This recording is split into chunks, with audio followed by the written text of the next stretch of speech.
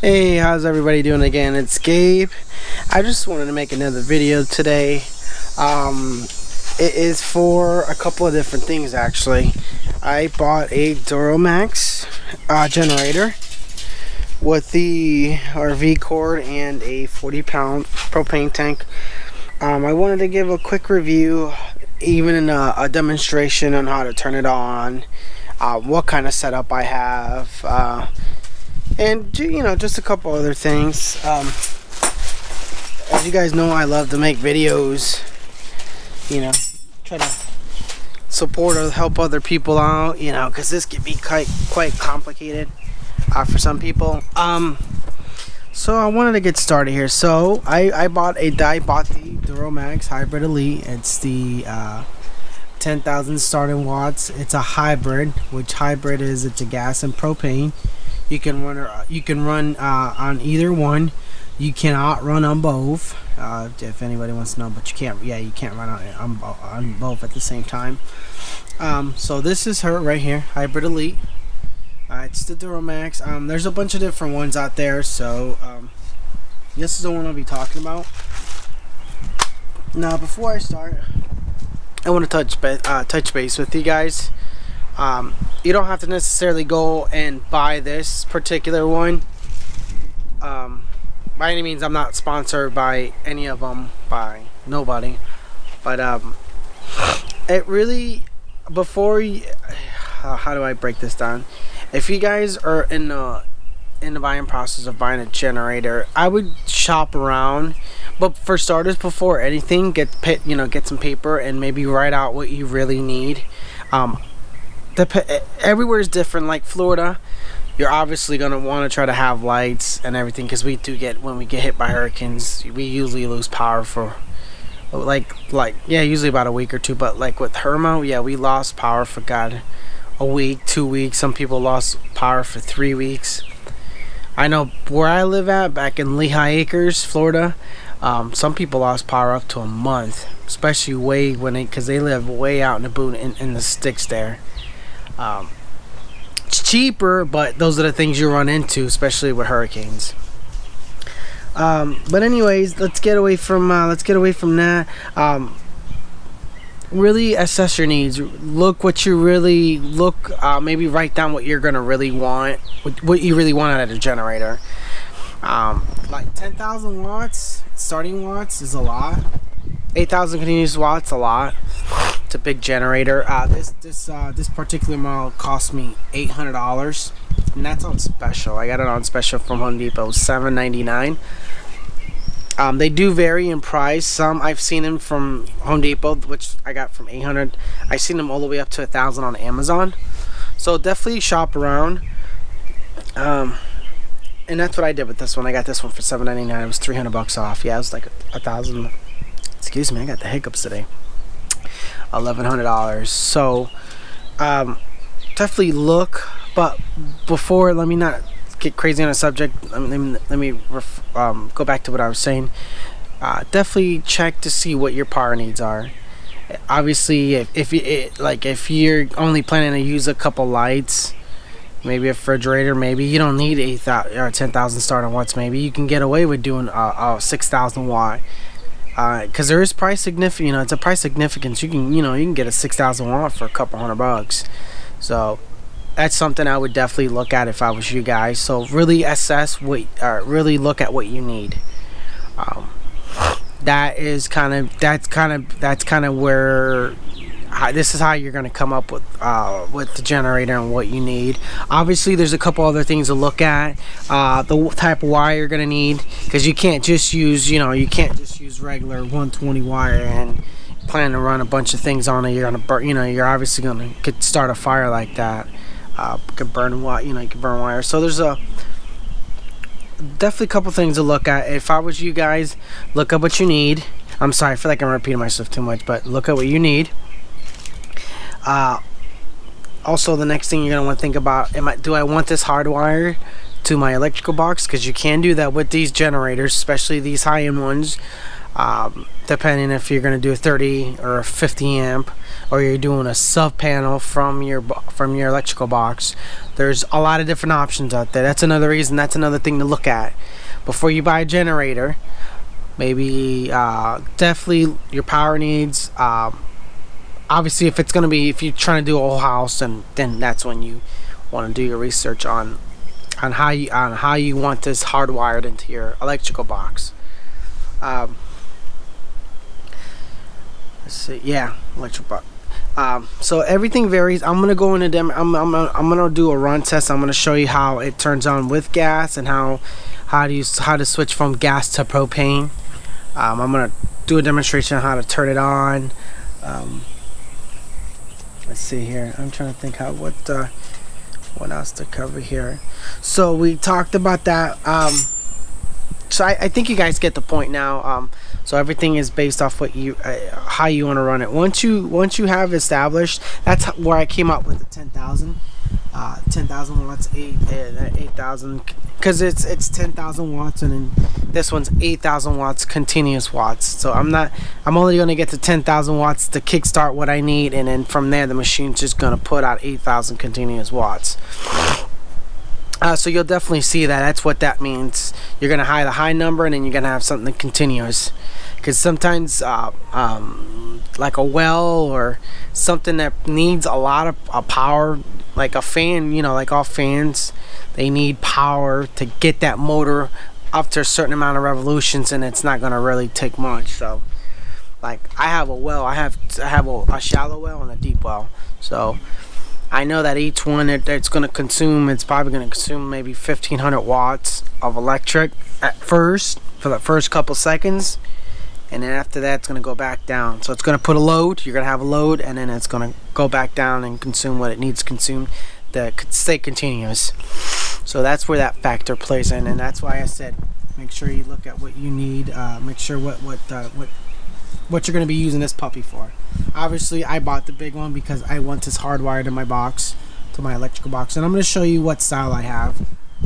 We did, like I said, there's a bunch of different styles. So let's get to the generator. Sorry for talking, but I just want to, there's a lot of information when it comes to generators. It's not just go to the store and buy one and unbox it and plug a bunch of stuff into it. There is some detail, there is some information you want to study, so you're kind of prepared. You're prepared on what you're getting yourself into.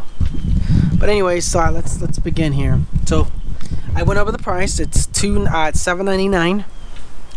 That's what I got. I got that at Home Depot. I'm not sponsored by them. Just letting you know where I got it from. This is the duromax. It's pretty self-explanatory. There's your easy start guide, and it tells you what to do. See, now with this one, since I said this is gas or liquid propane, you have to do one or the other, and you have to sort of like when you're using gas, you gotta cut it off and then touch this up. But I'll get to that here in a second. So here's the front of it. There's a quick start guide. This does come with a little cord here, and it tells you, like, if you wanted to do it, start with gas. It's super. I love the pictures. It's pretty self-explanatory. Anybody can really do this. That's the start guide for gas, and then the one for propane. It tells you how to do it. Pretty simple. I mean, it's common sense. It's nothing hard. When I already put this together. The only thing you're gonna really have to do, I would say, when you get this unboxing it, you have to put the wheels on, and you have to put this bracket on right here.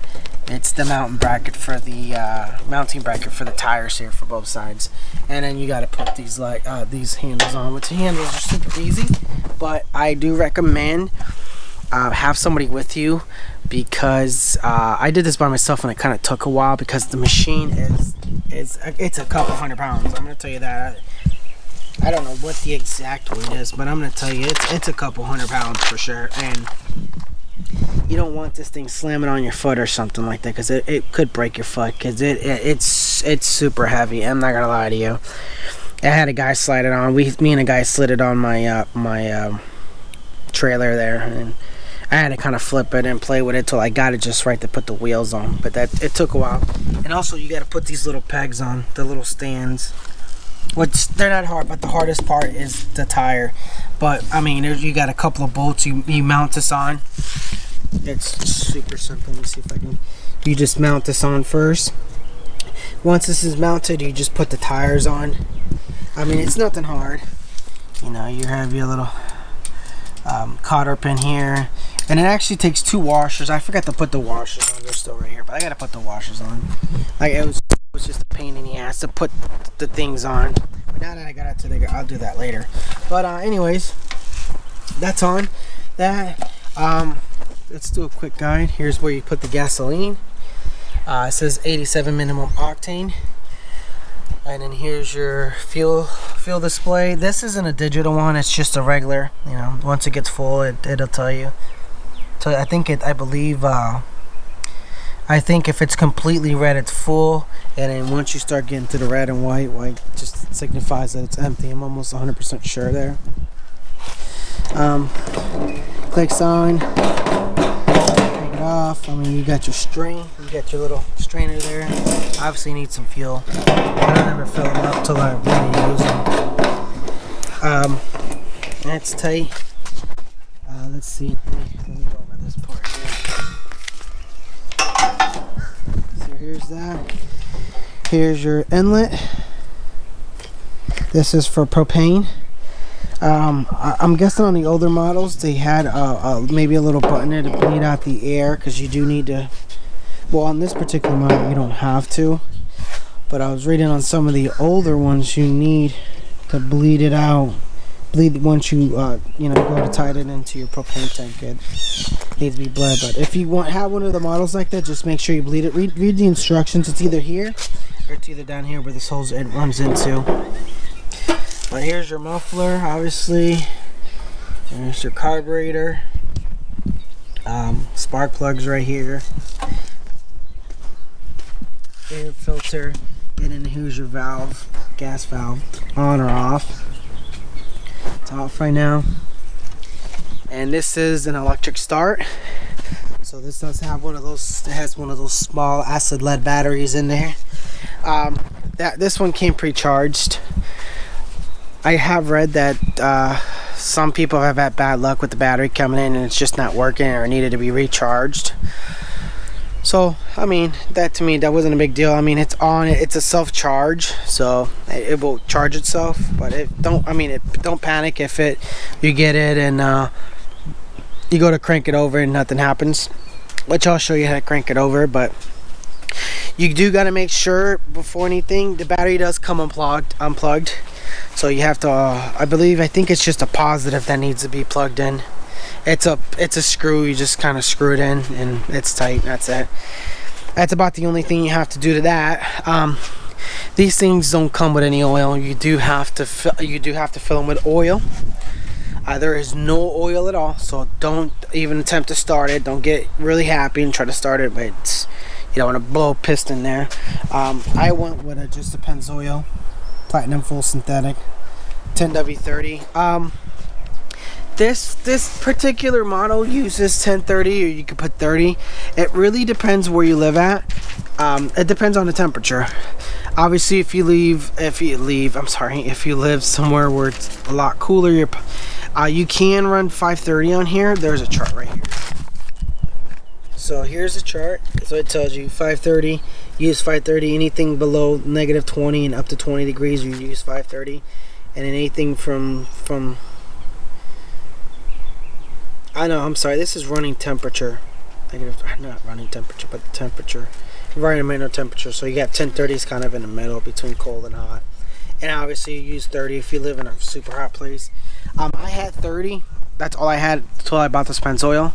I have 30 in there, which will be fine. Even if I run 1030, I live in Florida, so I mean, I don't see anything going on. Nothing, you know, no harm in it. You could do full synthetic. It doesn't say anything about not using full synthetic, so. And just definitely, it will tell you when you go to take the oil out, there'll be a little sticker here that says fill it. This is where you would fill it up with oil here. You just turn it. and tighten it there. Don't be alarmed if you see this goop here. This is like a factory. I'm guessing this is what they probably spray on so the gasket stays in place, and then they kind of torque the bolts down. I did notice that it looked like oil at first, but it's very sticky. So I'm guessing that they probably use some adhesive to keep those gaskets in place when they tighten everything down. But yeah, it does say, it says do not overfill the crankcase. This may damage the motor and shorten over life of your generator. So just like a car engine, just make sure you fill it up and then you see where you're at. Just really triple check to make sure you're not overfilling it. Because just like a car, you can drown an engine with oil, and then you can cause the piston to wear out, blow, or blow a ring or whatever. So definitely do that.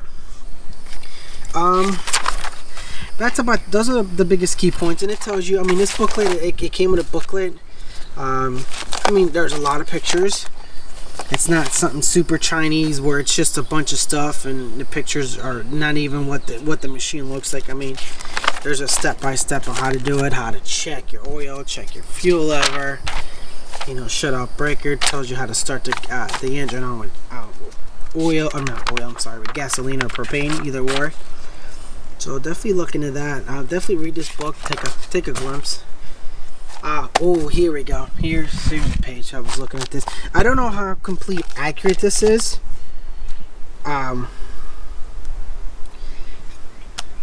This is there's running watts and your surge watts.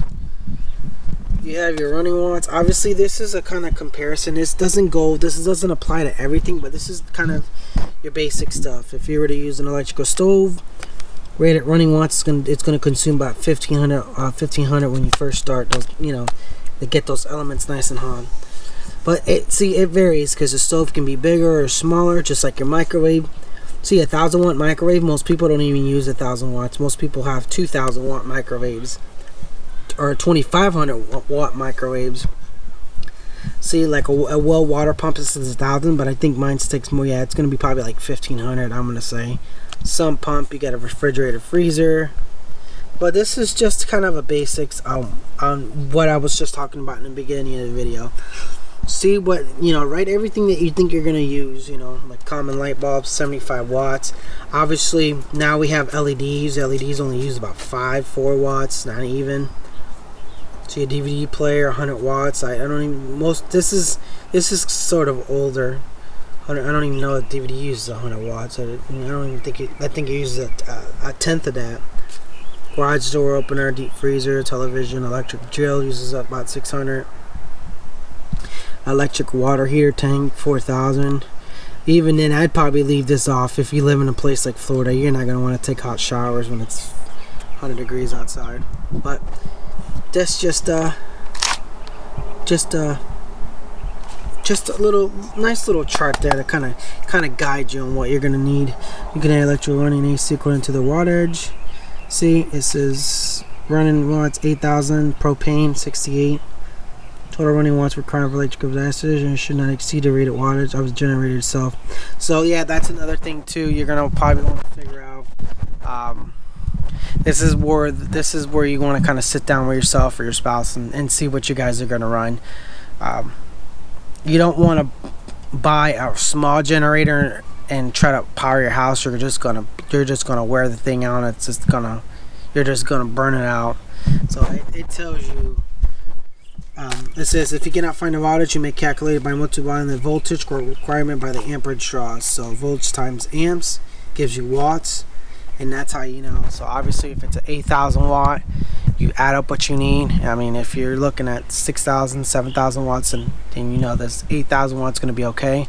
But you never want to use a machine to its full capacity, because that's how you're going to it's going to really tear it. So this is what I'm saying.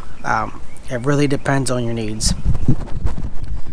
So I think I pretty much everything else. I pretty much hit it there. Before I go into the choosing the right power cord, let me go back. I'm sorry, I'm jumping here and there a little, but I'm sorry. I apologize. Bear with me. So I'm gonna go over what you have here and what you need. Let me get this cord here.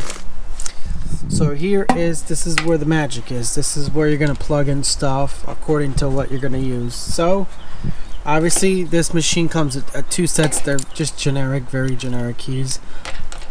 Comes with 2. You have an oil alert lamp, which is nice. If you're running low on oil, that lamp's going to light up. Recharge indicator. That's for that little LED battery back here. I don't know if you guys can see that or not, but that's the LED battery. There you go. That's your battery here. This machine's supposed to keep the battery charged there. So mine's has stayed on ever since, and I've ran it for a while now. That's kind of a common problem. I don't understand why, but don't be alarmed if your machine, you go to power it on, you buy one of these, and the recharge indicator, give it a while. I mean, I've ran this thing for a couple hours now, and it's still on. I'll show you guys. I'm gonna pull the battery out and test it here later on, and just see what the voltage is looking like. But don't be alarmed if that's on. That's just for your battery, for that small battery. Because this is an electric start, and here's a starter right here, and there's your power wire. But idle control. Idle control is just like what it literally means, idle control. So when you go to start this thing up, and maybe you're maybe using just a couple of fans and lights, maybe you're gonna want to click this on. That's gonna lower the idle. It's gonna make it a lot more quieter. It's not gonna completely charge. You know, it's not gonna put out a whole bunch of power there at first. But if you kind of do a minimal use and you don't want that clunky loudness, you can just click the idle on, and you can tell there's a difference. It's a significant difference when you turn it on. Your circuit breaker. This circuit breaker controls everything here, so you always leave it in the off position when you go to turn it. When you go to turn this machine on, you never want to have anything on and then just start cranking out. You want to give the machine a few minutes to warm up, the oil to warm up, everything, gas. Give it a second. It tells you down here to give it about 3 to 5 minutes before turning on the main circuit breaker. That way the machine gets at operating temperatures and it's running good, and then you can proceed to cranking that bad boy on there, so it's on and off. There's your voltmeter. I'll turn it on, but I'll tell you what the voltage is looking like, which is nice. Built-in voltmeter. So at 120, it's gonna go up to like about 120, 110, 120 there, and then at 120 to 240, it's gonna go all the way up to 220, 230 mark. I've seen 240, right around there. And then you have your different plugs, your different style plugs. You have your 30 amp, which these are locking. No, this goes here. This is, I bent this too. Look at that. I don't know if I bent that or not. I probably bent that, yeah. No, I didn't. Okay, so that, these would just kind of, you go in and you twist and lock there. So that goes with that. It comes with each and single one of these plugs. So depending on what you're gonna use and it does come with a 120 too. I mean, if you need something that needs to be plugged in there, it comes with it's kind of a chintzy plastic one, but I mean, it's from, I don't know, Zhangdog from China there, but I mean, that'll get you over the hump if you need a plug there. It comes with each one of these, and it comes with a 50 amp. 50 amp, I don't have it with me. I was gonna use it for something, and then I changed my mind. I think I threw it away. I mean, the plugs are okay, but the holes are really unrealistic when it comes to the wire size. Like the 50 amp, I don't know. It looks something similar. This is from Home Depot.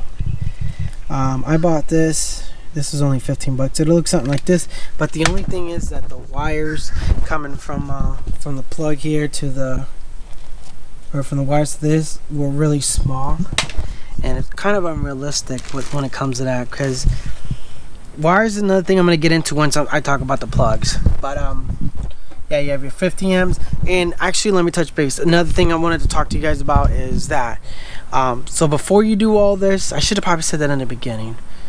See what type of side you're going to use. Are you going to use a 50 amp or a 30 amp? There's two different ones, two different plugs, two different wire set sizes you can either you can choose from.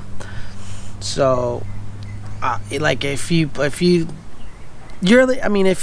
come and you talk to your electrician, he'll be able to kind of guide you in the right direction, because it's all going to go based off from the beginning what we talked about your needs.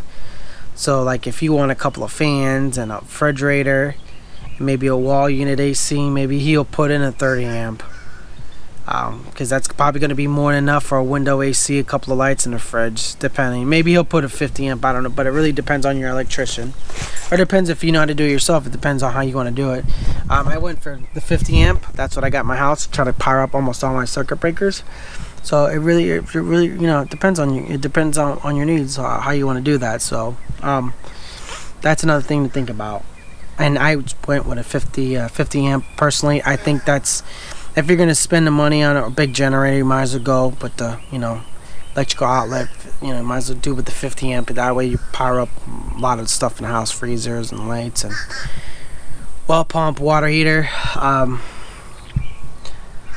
Yeah. So got that. We talked about all these. I did say, I don't know if I talked about this. Has your regular 120. It's got a GFI built in, so that's pretty cool. Pretty cool to see that.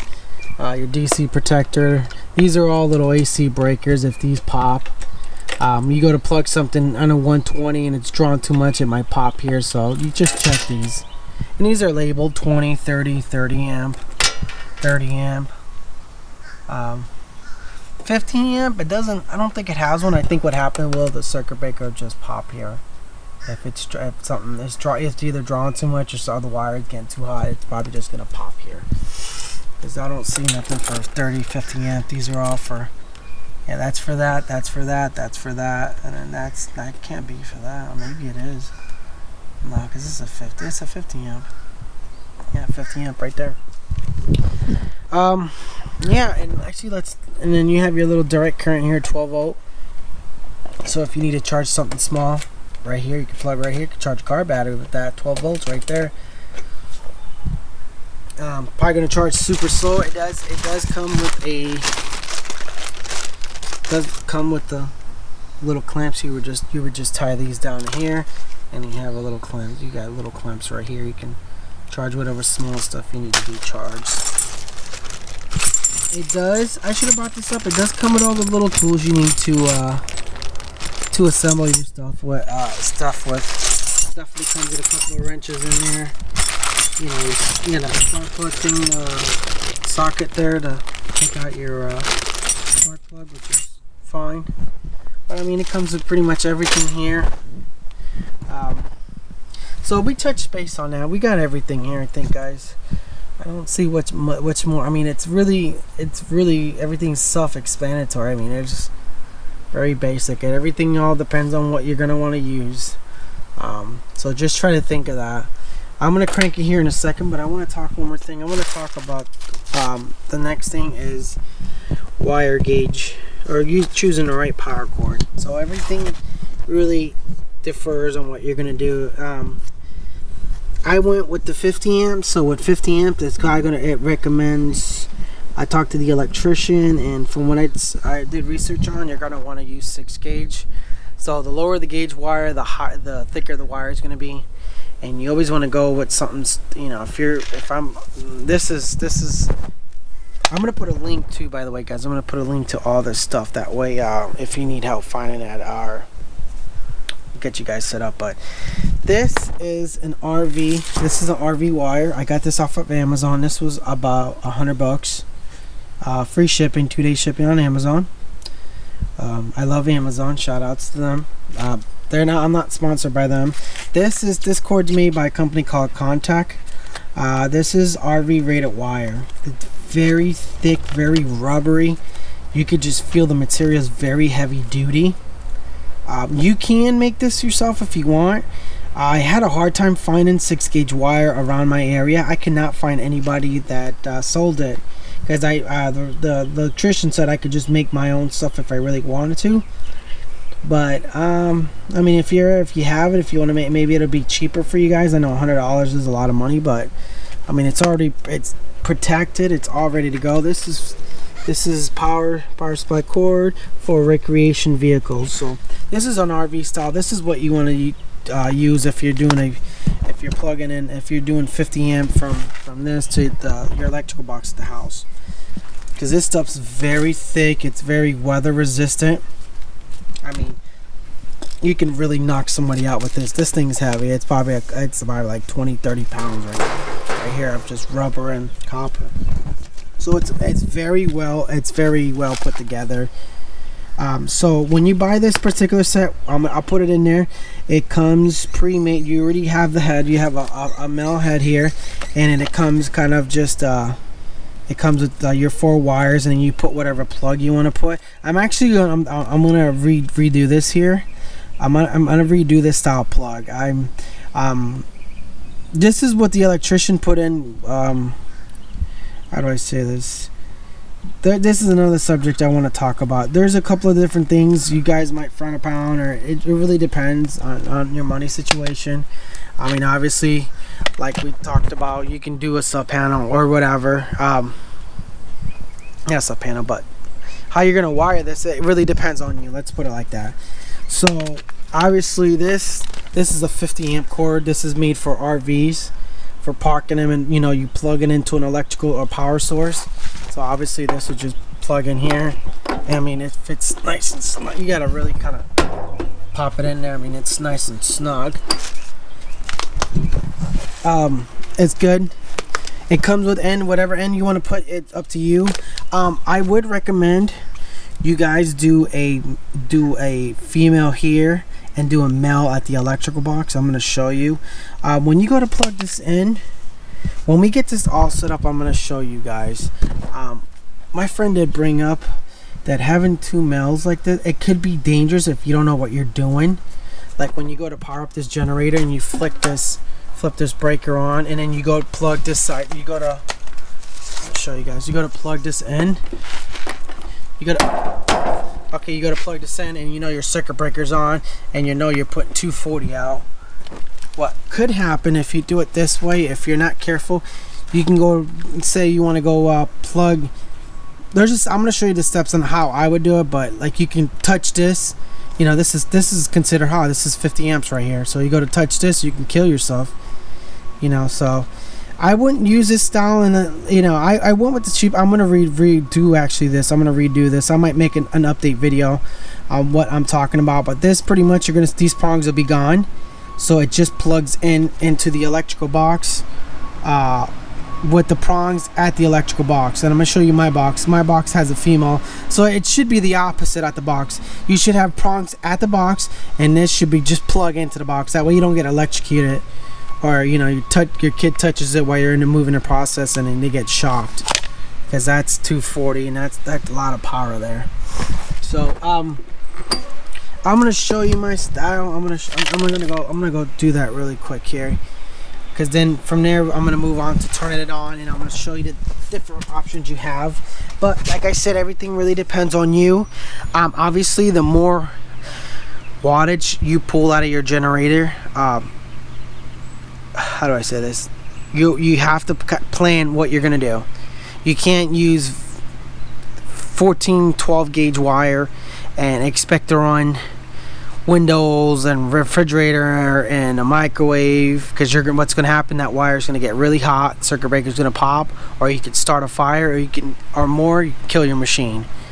So think about these things. I know it sounds kind of complicated, but it's better to be prepared and than not know what you're doing and risk the possibility of hurting yourself, or going and spending $800 or $1,300 on a machine, and you just burn it out.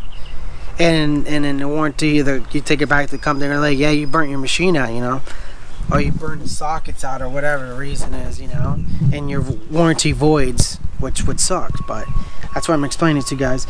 So this is the RV. This is 30 foot. This is $100. And you can do whatever plug you want at the end. I did a male. I'm gonna switch that to a female here. I'm gonna go to Home Depot, and I'm gonna show you guys. It should be the opposite. You want a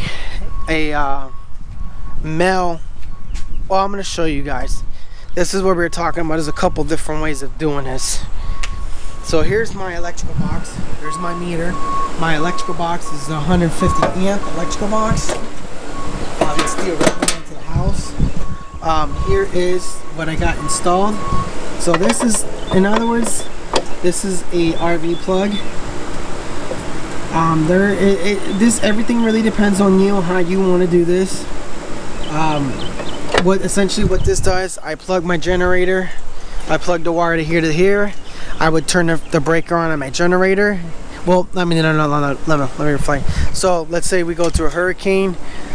We get a hurricane, we lose power.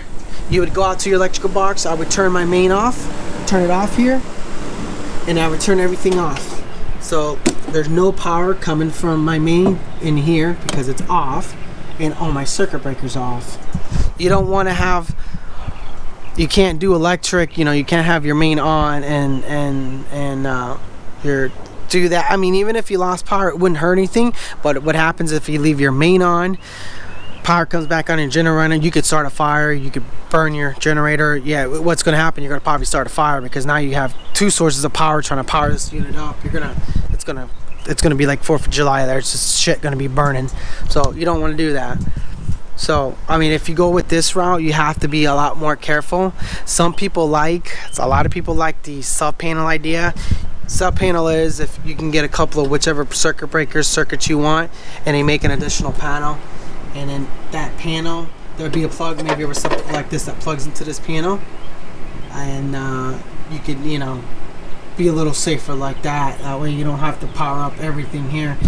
That's what I'm saying. It really, everything depends on you on how you want to do it. There's a couple of different ways to do this. I don't want to get into all of them, but just that's what I said. If you have the money, by all means, get somebody to put a sub panel, whatever, you know. But I mean, if you're on a budget, I was on a budget. I got this installed in my area. I live in Lehigh Acres, Florida. I got this installed about $400. I mean, it only took the guy 30 minutes to do. I could have probably done it, but I'd rather trust an electrician, a certified electrician, to do this because this is dangerous, you know. So this is, you could do it this way, this essentially. So now that we got that part talked about, essentially what you wouldn't do, like the power went out, obviously everything turns off here. You put your generator, the electric comes through here and it feeds back into your electrical box. And then from there, once like this circuit breaker, this is what controls this right here. So right now it's off because I don't use this. I mean, I could if I wanted to plug an RV or something, or somebody comes over to their little camper, they have power here, but I would essentially turn this one on first. And be mindful, everything else is off in this box except this little panel right here, my little box right here. I would turn this on, and once I turn this on, this powers every single thing on just about. Well, I shouldn't say every single thing. Depending on this circuit, every circuit, every electrical box is going to have what they call it, A side and a B side. So it'll be like A. Well, I don't know if this is A. This would be A considered B. So yeah, A, B. So it's something like that. You have to look at the diagram of your electrical box. That's another thing you run into. Because I put this one, it's only going to power certain ones on. It's going to power, how he did it, powered up almost all the rooms, the fridge, everything else on that same circuit. So that's how, he moved it around. So definitely talk to your electrician on how you want this, and sit down and get a plan with them. But essentially that's what it does. So I would turn this on, I would turn on, feeds back in here. And then you click the ones that you want on, and now your house has power. So, you go turn on the fan, refrigerator, wells. So really, it really just, it depends. But it's pretty simple. They do make a locking device, that way you don't confuse yourself, that goes over this, and it keeps it locked. That way nobody can flick it back into the on position. But that was going to be another $200 by him, and I just said, nah, screw it, because I'm already used to messing with this. I can't mess that up. But that's another option if you wanted to do it this way, the way I have it. Some people frown upon it. People say it's dangerous. You could start a fire if you don't know what you're doing. So if you're not really good with this, then maybe go with the self-panel route. Or maybe if you have the money, maybe you'll do a whole house generator. If you have an extra $10,000 or $15,000 laying around, then you could do it that way by all means. I've had questions. People ask me, can this power up the air conditioner? I've tried my house twice. I've gotten almost all the lights, refrigerator working. I got my wells working. I have two 120, that one down there is a 3/4, and then I have a horsepower. They ran fine. I didn't struggle at all. The AC wouldn't turn on.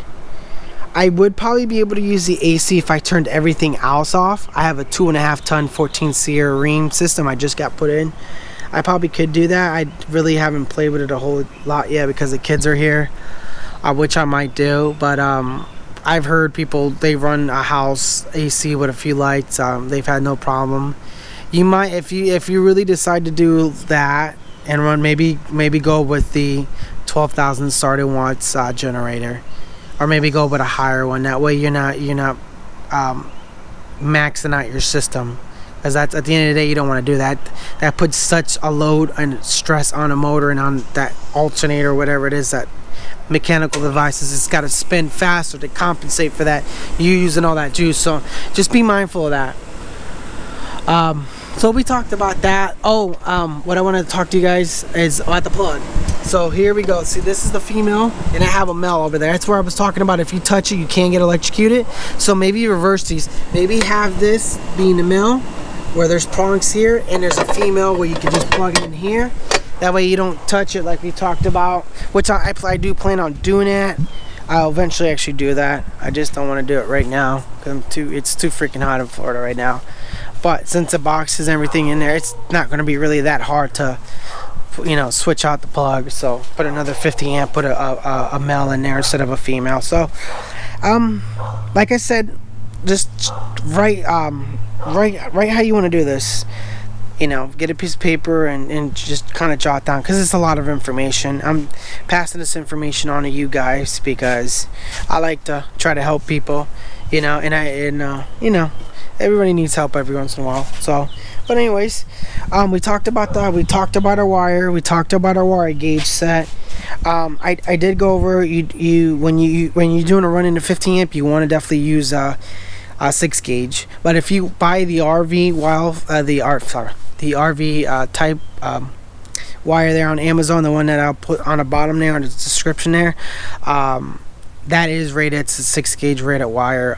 That should be fine, because that's what that's what it's used for anyways. That's probably what you're gonna want to buy or stick to instead of making it yourself, unless you're I don't really know much about. I do know how to put wires together, but when it comes to different styles and all that, I think the $100 is worth it, because you don't have to kill yourself, and but it's all up to you. We talked about that. I talked about the price. We talked about the oil. We talked about a couple of different stuff. We talked about the fuel, and it uses propane.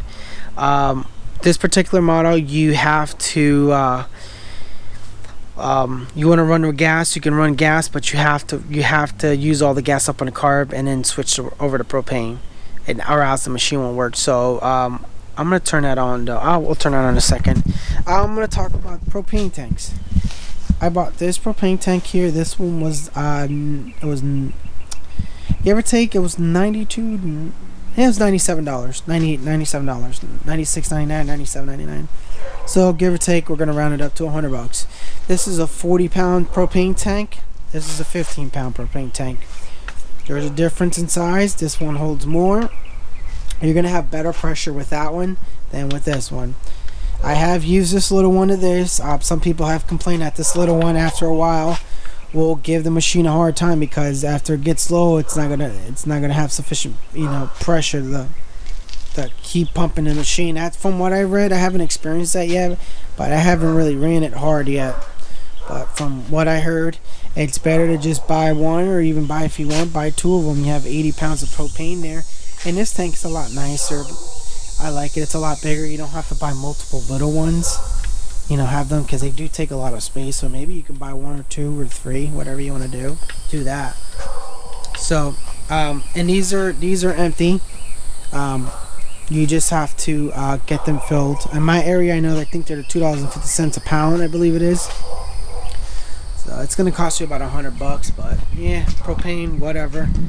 That's a big tank. You'll use it up eventually.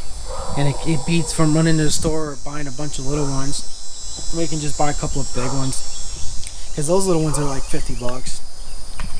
Yeah, they're, you go buy one blue Rhino, especially mine. I think they're like 50 bucks, or close to 50 bucks per tank, but they're pre-filled.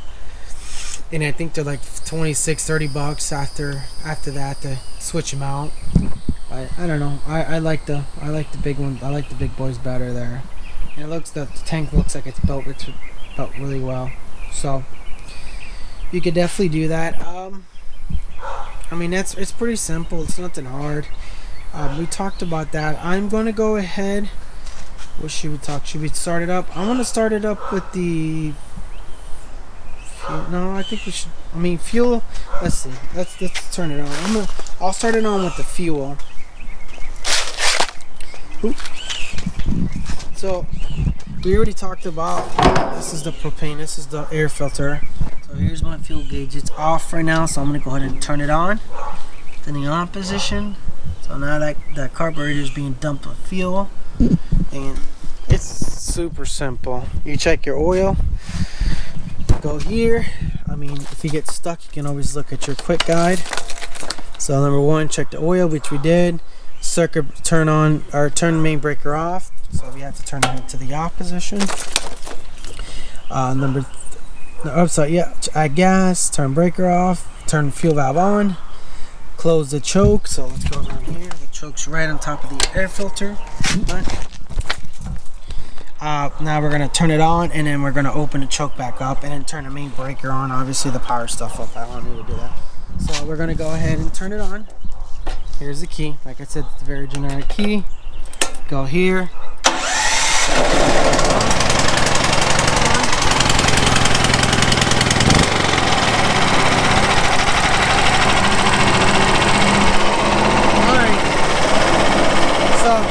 See what happens here? This is the idle control. You see how much more, I don't know if you guys can hear, but you see how much more quieter that is? It's very quiet. But if you were to turn it off,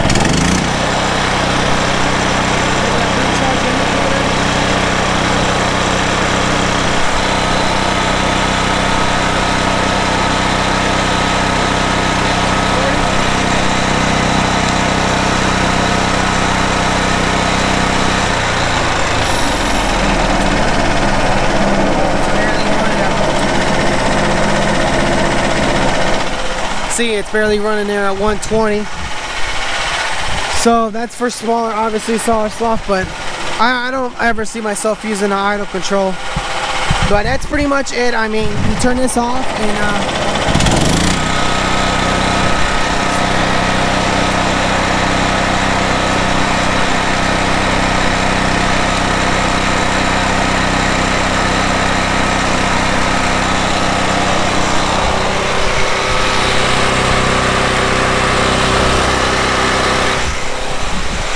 alright, so I turn the fuel valve off.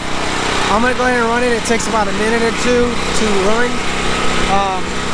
I'm going to run it dry there. It usually takes about a minute or two. But I'm going to hook up the propane tank and show you guys. Because you have to get all the gas out of the carburetor. Or else you're going to have trouble starting it, or it might not stay on.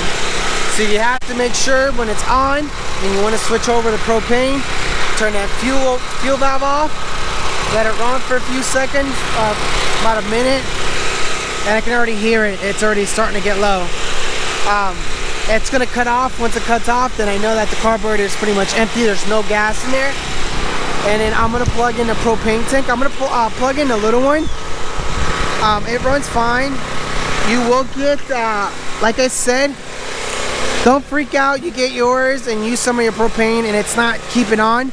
You might have to upgrade to, hopefully you guys can hear me. You might have to upgrade to that 40 pound propane tank. So don't be alarmed if it does. Like I said, we already talked about it. It might just more gas, more pounds, more pressure in there. So as you can see, it's getting ready to turn off now. I'm gonna show you here. It's getting ready to cut off. There it is. All right, so guys, it cut off. That's it. There's no more gas on the carburetor. Bada boom, bada bing. Excuse the mess. My backyard's completely trashed right now. I am in the process of still cleaning. So let's go ahead. So here's my tank. This is off. If you're wondering, this has a built-in pressure regulator. So this regulates the pressure. Make sure that it's always a constant pressure to the machine there. These things do adjust themselves if it's too much pressure, or if there's too little pressure, they will adjust themselves. So you don't really need to add a fuel pressure regulator to this because it's already got one built in. So I plugged it in here. It's in.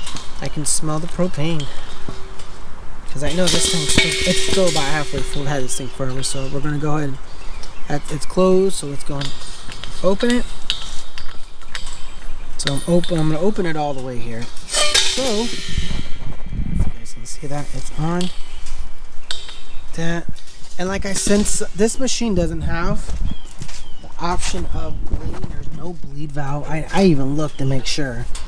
I looked in instructions. I didn't see anything about a bleed button or anything like that. So let's so that's it. I mean, the propane one's on. So we're gonna look here, check the oil, which we did. Turn the fuel valve to off. Turn the main breaker off. It's off, of course. Oh no, yeah, it's off. We're gonna close the choke again. Attach proper line to the piano inlet, which has already been hooked up. Attach it to the tank. Run. Turn the breaker on. Okay, so now we're gonna turn here, close the carb up, and then we're gonna go ahead and start.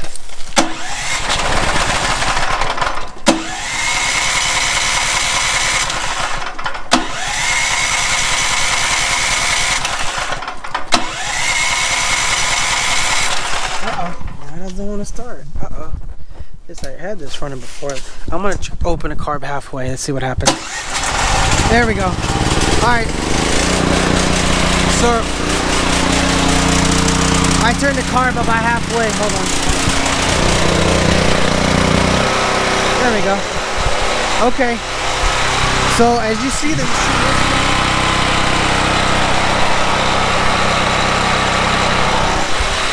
it's running. So, as you can see, that little tank runs fine. That tank is about halfway filled. Like I said, don't freak out if whatever the reason you do your tank and it doesn't turn on. I've heard it's common, it's normal. Like I said, I will put the link for that 40 pounds so that way you can purchase it. But I mean, it runs just fine off of that. It runs exactly the same. Everything's pretty much self-explanatory from there. In the same way, if you want now, let's say if you want to switch over from propane to gas, you just come here and you just turn it off.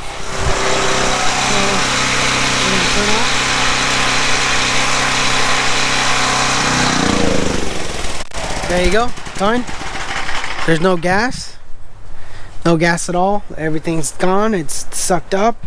See, that's a lot faster because this is instant. This is complete instant. You might get a little suction here. I don't know. No suction. Okay, so good enough.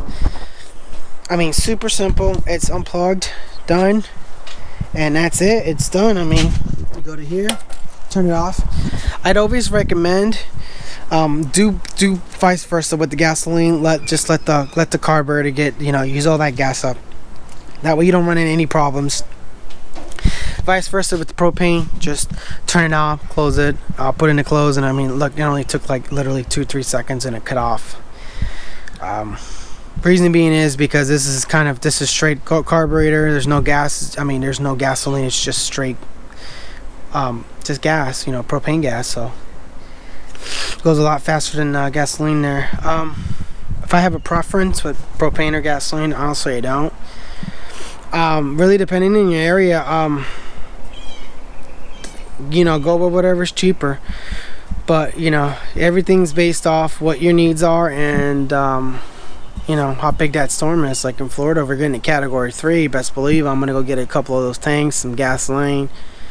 I'd rather do it now because I know Hurricane Irma, I don't know if you guys are from down here or not from here, it was hell. we didn't get hit that hard, but you know, the electrical grid went down, and it was down for a while.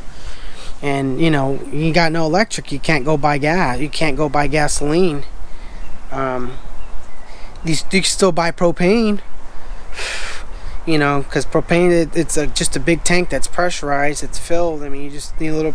Most of these places do have generators that, you know, that give you propane, but you know, I always stock up. You know, I'm gonna this year.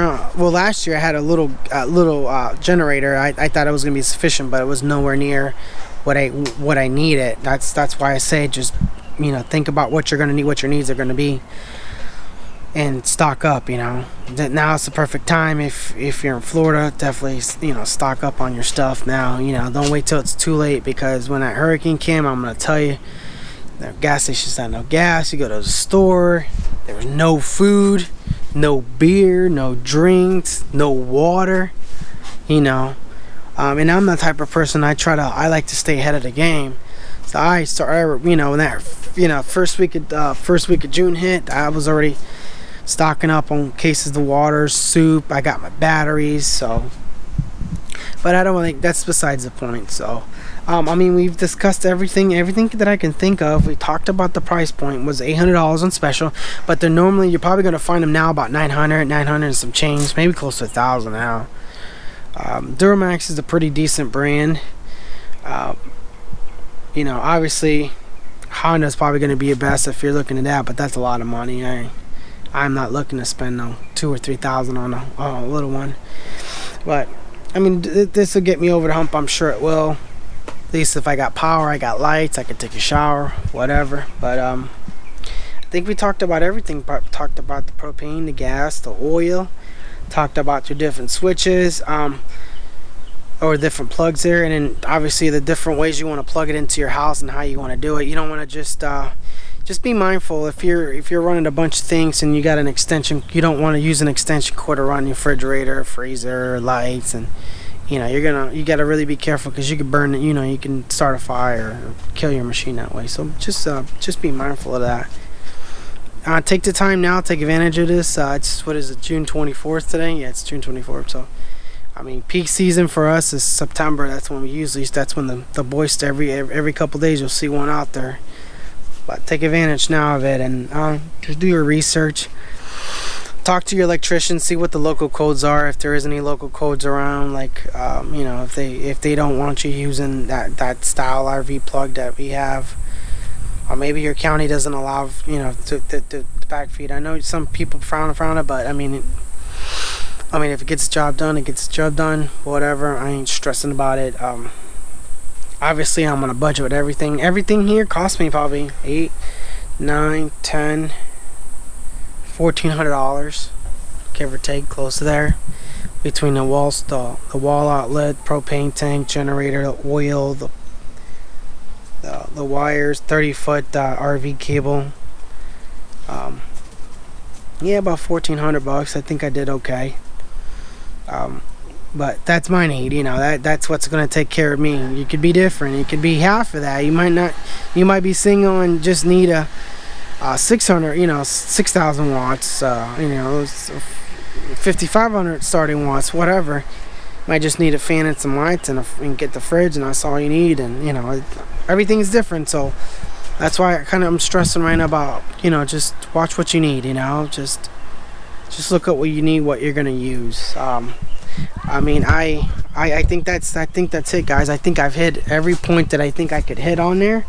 I do want to take the time and say thank you guys for watching my videos out there. I never thought that none of my videos would get, you know, more than like 50 views, and some of my videos have already gotten over 1,000 views. I started out like with 1 subscriber, and now I'm at like 16. So I mean, it's probably not a big deal to you guys, but it's a big deal to me, and that kind of keeps me motivated. I like doing things like this, you know, to help people out, to keep the YouTube society informed of you know, of stuff like this, you know, because not all of us know what the hell we're doing. Sometimes we go in blindly, and you know, you don't know, you know, and you could make a mistake, or you waste money that you didn't need to waste, especially because, you know, money's a freaking commodity around here. You know, we all need money to survive. So, But besides the point, I just want to take time and say thank you guys, you know, for watching my videos.